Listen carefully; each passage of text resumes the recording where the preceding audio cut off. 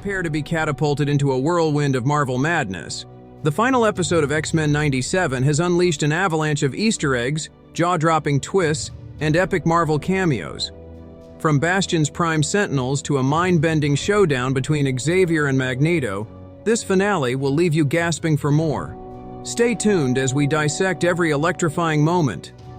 Excited to dive deeper into the world of X-Men 97? Hit that subscribe button and turn on notifications so you never miss an update. Trust us, you won't want to miss what's coming next. The final episode of X-Men 97 dropped a ton of Easter eggs, references, and epic Marvel cameos. With Bastion and his Prime Sentinels bringing the ultimate showdown, the entire planet was on the line as our heroes battled the threat of Operation Zero Tolerance. The season finale of X-Men 97 totally flipped the script, leaving us shook and craving more. It's hands down one of the sickest endings Marvel Studios has ever cooked up, and we're breaking down all the juicy deets right here. The opening credits of X-Men 97 got a major glow-up for the finale. We're talking fresh scenes with young Xavier and Magneto before they became frenemies, diving deep into Xavier's backstory while he's diving into Magneto's mind. Plus, Emma Frost and the Hellfire Club from the X-Men animated series make a cameo, adding even more spice. While Professor X tries to dive into Magneto's mind, the Master of Magnetism warns it could fry both of their brains. But Xavier ain't backing down, and he goes all out on Magneto, even though he's putting up a fight.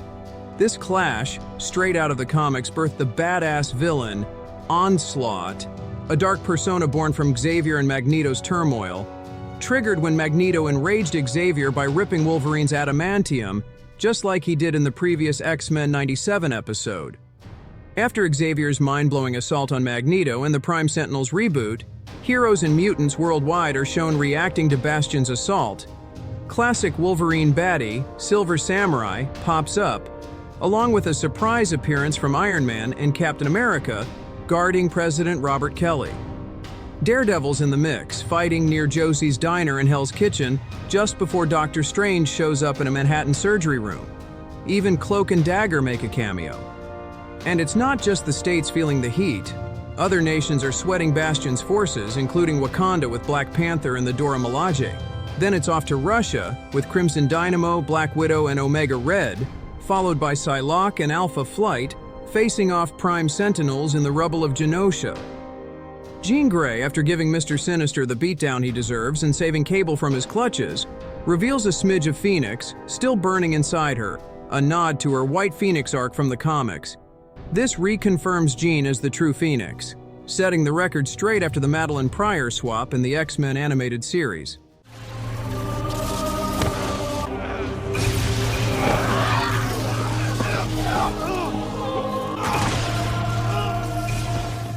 And seeing Jean wipe all the mutant DNA Sinister stole over the centuries using Phoenix power, it was epic. Show me. Looks the same to me.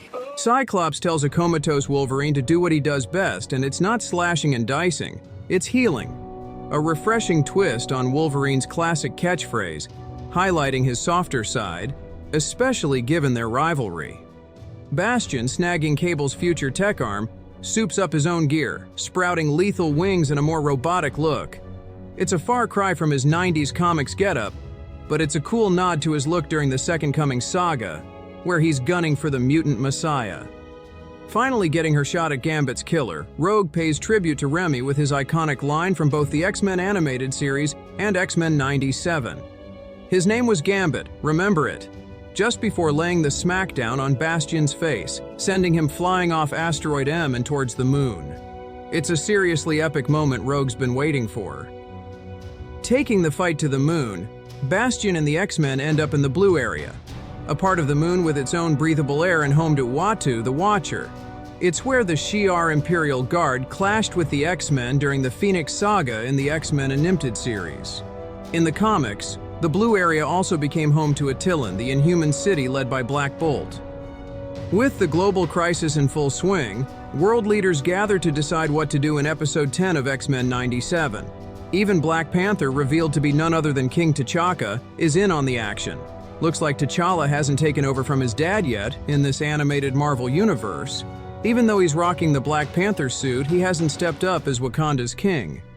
Agreeing to enact the Magneto Protocol from the comics, President Kelly cracks open Magneto's file. Inside, there's a list of supposed fake names Eric used, and it's not hard to figure out who they're referencing, even if some are partly hidden. First up is David Hemblin, the original Magneto voice actor from the X-Men animated series. Then there's Ian, probably nodding to Sir Ian McKellen, who played Magneto first in live action, followed by Michael Fassbender, the younger Magneto in the Fox X-Men reboot movies. Inside Magneto's mind, Xavier shows him he still has people and a family to care for, despite his darkness and past traumas. As they navigate an ocean representing the cold reality of his past pain, three shadowy figures stand beside Rogue. It's pretty easy to spot Magneto's kids: Scarlet Witch, Quicksilver, and even Polaris. So hyped if they show up in future X-Men 97 seasons beyond this finale. Arriving at Asteroid M after dealing with Mr. Sinister, Morph briefly morphs into Sauron, a dino-like villain from the Savage Land. He was a big bad in the X-Men animated series and even popped up in Jubilee and Sunspot's video game adventure. Seeing Morph transform into the classic dino villain is a blast. Later, as Asteroid M's getting wrecked, Morph turns into Mr. Fantastic before grabbing onto something to avoid getting sucked into space. Morph turning into the Fantastic Four leader helps prove all the 90s Marvel cartoons exist in the same universe. Even though it's a quicker moment than the Sauron switch, it's still rad to see. Hearing reports that the Magneto Protocol failed to intercept Asteroid M before it hit Earth, two civilians in their car are tuned in to radio station 1996.06. Coincidentally, June 96 was when Onslaught made his comic book debut. So, another tease for the villain who's got to show up in a future season. Spider-Man makes an appearance in the finale of X-Men 97. Having had a cameo in his suit in previous episodes of X-Men 97, the finale instead features Peter Parker watching the news with none other than Mary Jane Watson. Additionally, we see Flash Thompson looking over Parker's shoulder. MJ's appearance is significant considering the unintentional cliffhanger in the final episode of the Spider-Man animated series, where Mary Jane was still missing, and Peter was going to find her. Face front, true believer. We are going to find the real Mary Jane Watson. After saving Asteroid M thanks to Xavier's restoration of Magneto's mind, the vast majority of the X-Men are sent through time. As a result, Forge has his own board of names and faces of mutants, much like the Wanted Mutant wall seen in the classic cover art of the Days of Future Past comics. Featuring both old and new names, it seems Forge is looking to build a new team in the absence of the original X-Men. Finding themselves in ancient Egypt, Magneto, Beast, Xavier, Rogue, and Nightcrawler encounter the young Ensaba-Nur in the year 3000 BC. As a result, it seems that the second season of X-Men 97 will be heavily focused on Apocalypse. However, it won't just be about his past as Ensaba-Nur. Surprisingly, Jean Grey and Cyclops find themselves thrust into the distant future in the year 3960 AD. Upon encountering the Ascani clan, Jean and Scott are shocked to find a young Nathan Summers before them. Thus, this suggests that Apocalypse's future and his war with Cable will also be a significant focus of the second season, alongside his origins in ancient Egypt. Episode 10 of X-Men 97 also features a post-credits scene, showing Apocalypse in the present among the ruins of Genosha. Holding a damaged Queen of Hearts card in his hand, it is suggested that Apocalypse will bring Gambit back from the dead as one of his new horsemen.